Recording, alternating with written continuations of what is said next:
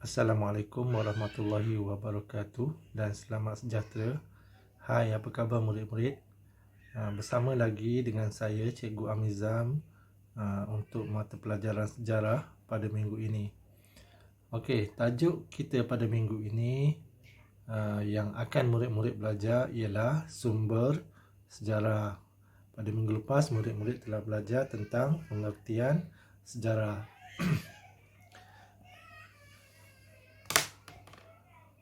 Okey, apakah itu sumber sejarah? Sumber sejarah memberikan maklumat yang tepat tentang sesuatu peristiwa telah berlaku. Sumber sejarah terbagi kepada dua, iaitu sumber primer dan sumber sekunder. Sumber sejarah penting sebagai bukti bagi memahami sesuatu peristiwa telah berlaku. Maksudnya sumber sejarah ni merupakan bukti sesuatu peristiwa yang lalu tu telah berlaku. Memang benar-benar berlaku.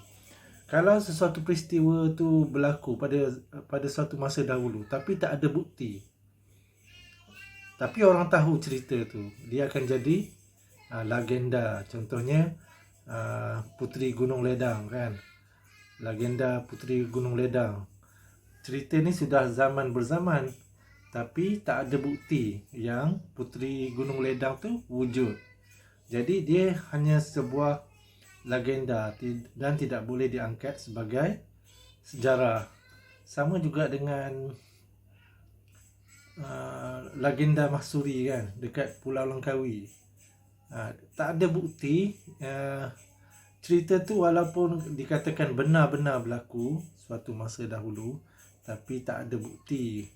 Bukti tak mencukupi ataupun memang tak ada bukti, jadi cerita tersebut, peristiwa tersebut tidak boleh diangkat sebagai sejarah. Jadi itulah pentingnya sumber sejarah. Ia dijadikan sebagai bukti bagi memahami sesuatu peristiwa itu telah berlaku. Okey, sumber sejarah terbagi kepada dua, iaitu sumber primer dan sumber sekunder. Okay, nanti kita akan bincangkan tentang sumber primer, apakah itu sumber primer dan apakah itu sumber sekunder. Okey, kita pergi yang pertama. Sumber primer. Okey, sumber primer juga dikenali sebagai sumber yang pertama. Ia dikenali sebagai sumber yang pertama. Contoh sumber primer ialah fosil. Fosil ni ialah tulang binatang, tinggalan binatang ataupun tumbuh-tumbuhan. Manuskrip ni ialah satu catatan tulisan tangan yang lama. Lepas tu dokumen rasmi, contohnya dokumen rasmi kerajaan. Itu adalah sumber primer. Dan juga artifak. Artifak ni tinggalan alatan orang pada zaman dahulu kan, macam tembika, senjata-senjata, itu adalah artifak. Okey, kita tengok contoh. Ni yang gambar yang pertama tu. Fosil ialah tinggalan tumbuhan atau haiwan yang terawet. Maksudnya dia dalam tanah dia tak hancur tau. Bila ada pengkaji sejarah datang mengkaji, benda tu masih ada, masih wujud dan dapat disimpan. Itu adalah fosil. Sama ada binatang macam tulang, macam tengkorak, itu dipanggil fosil. Ataupun tumbuh-tumbuhan kan. Tumbuh-tumbuhan pun yang hidupnya beratus-ratus juta tahun masih lagi wujud sebenarnya. Dia dah mati tapi ada bahagian-bahagian tertentu pohon tersebut masih ada. Yang itu pun dipanggil sebagai fosil. Okey, sumber primer yang kedua iaitu manuskrip. Okay, manuskrip ni adalah buku tulisan tangan. Tulisan tangan yang ditulis dengan tangan. Itu dipanggil manuskrip. Contohnya Hikayat Hantuah dan Sulalatus Salatin. Sulalatus Salatin ni semua kitab-kitab Melayu lama. Buku-buku Melayu lama yang dikarang oleh orang pada pada 500-600 tahun yang lalu. Itu dipanggil manuskrip. Kalau zaman sekarang bercetak, yang tu buku. Okey, yang seterusnya, artifak ialah hasil ciptaan manusia seperti alat batu. Nanti kamu akan belajar beberapa zaman yang terdahulu, zaman prasejarah. Nanti kamu akan jumpa alat-alat batu yang digunakan oleh masyarakat prasejarah. Tembikar ni macam pasu, periuk, belanga yang diperbuat dari tanah. Senjata sama ada dari batu ataupun logam. Dan duit shilling. Yang gambar yang contoh ni adalah duit shilling. Yang tu duit shilling zaman Sultan Mansur. Okey, dokumen rasmi. Yang ni dokumen rasmi kerajaan yang mengandungi catatan tentang sesuatu peristiwa sejarah yang telah berlaku. Biasanya disimpan oleh Jabatan Arsip Negara. Dokumen-dokumen kerajaan ni selalunya disimpan oleh Jabatan Arsip Negara. Okey, sumber sekunder. Sumber sekunder. Apa pula sumber sekunder ni? Sumber sekunder ialah penulisan yang dihasilkan daripada sumber asal. Sumber sekunder ni tulisan je semata-mata. Hanyalah tulisan semata-mata. Kalau sumber primer tadi, dia ada tulisan, kan? Lepas tu dia ada fosil, dia ada artifak, kan? Yang tulisan tu cuma dokumen rasmi dan juga manuskrip. Tapi sumber kedua ni hanyalah penulisan semata-mata yang sekarang ni yang ditulis secara bercetak. Contohnya buku, kan? Buku-buku, majalah, risalah dan juga akhbar, semuanya bercetak. Kalau artifak, manuskrip dulu tulisan tangan, yang tu dikategorikan sebagai sumber primer sebab dia ditulis dengan tangan. Okey, ini contoh-contoh sumber sekunder. Yang pertama, buku, kan? Buku prasejarah, proto sejarah tanah Melayu. Okey, sejarah Sabah.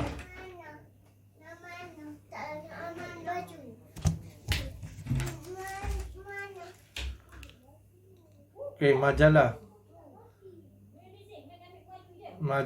sekolah. Majalah sekolah menceritakan tentang sekolah. Okey, yang ketiga, akhbar. Akhbar, contohnya akhbar sekarang ataupun akhbar zaman dahulu. Okey, risalah. Sumber Jabatan Muzium Negara. Risalah yang dikeluarkan oleh jabatan-jabatan tertentu. Contohnya Muzium Malaysia. Okey. Nanti kita akan buat Google Meet. Google Meet. Murid-murid boleh bersoal jawab dengan cikgu. Okey.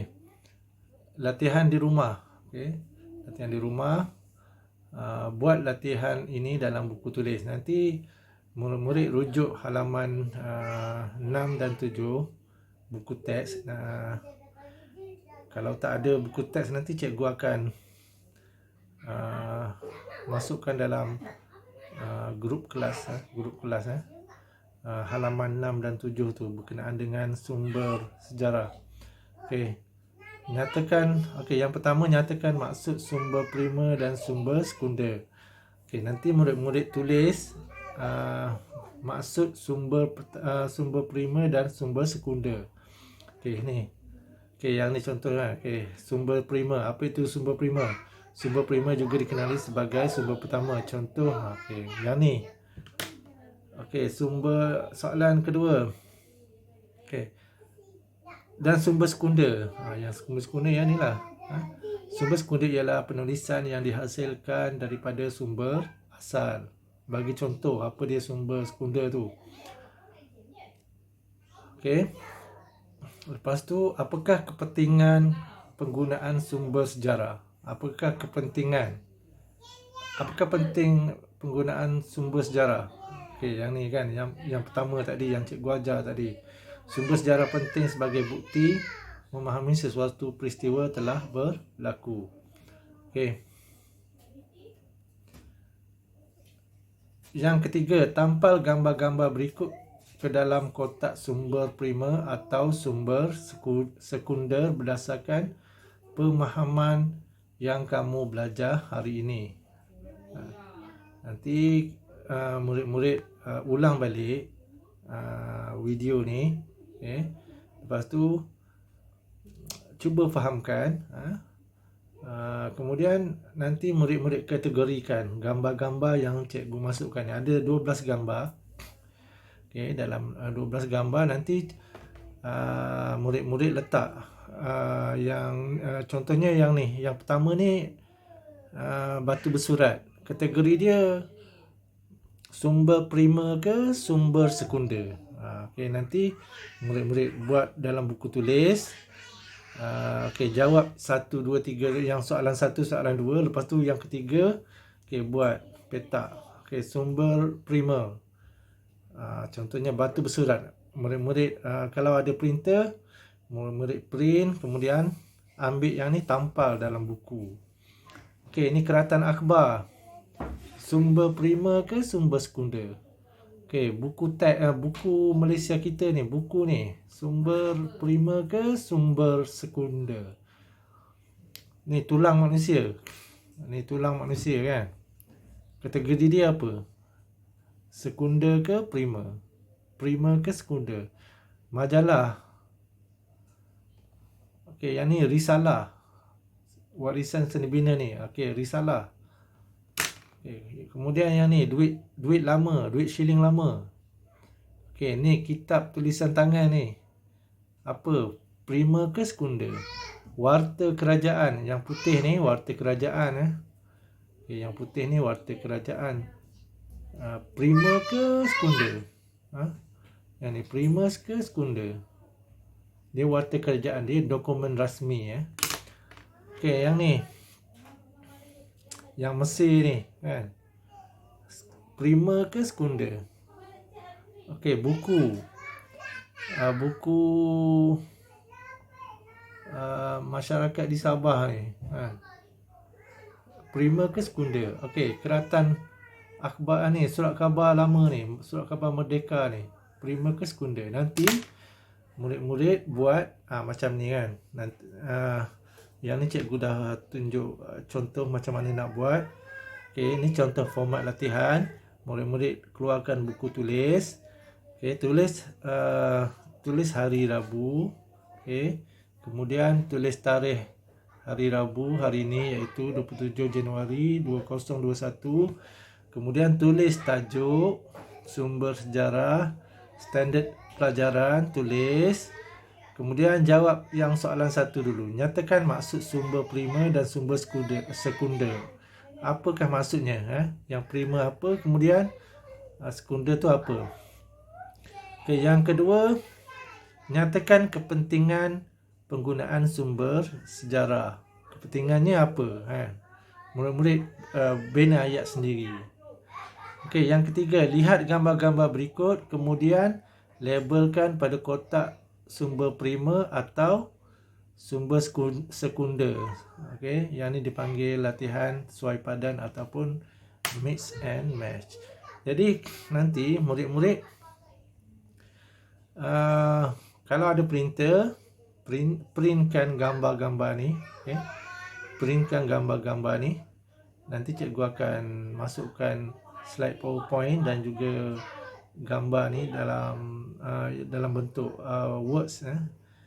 Kalau ada printer, printkan. Kalau tak ada printer, nanti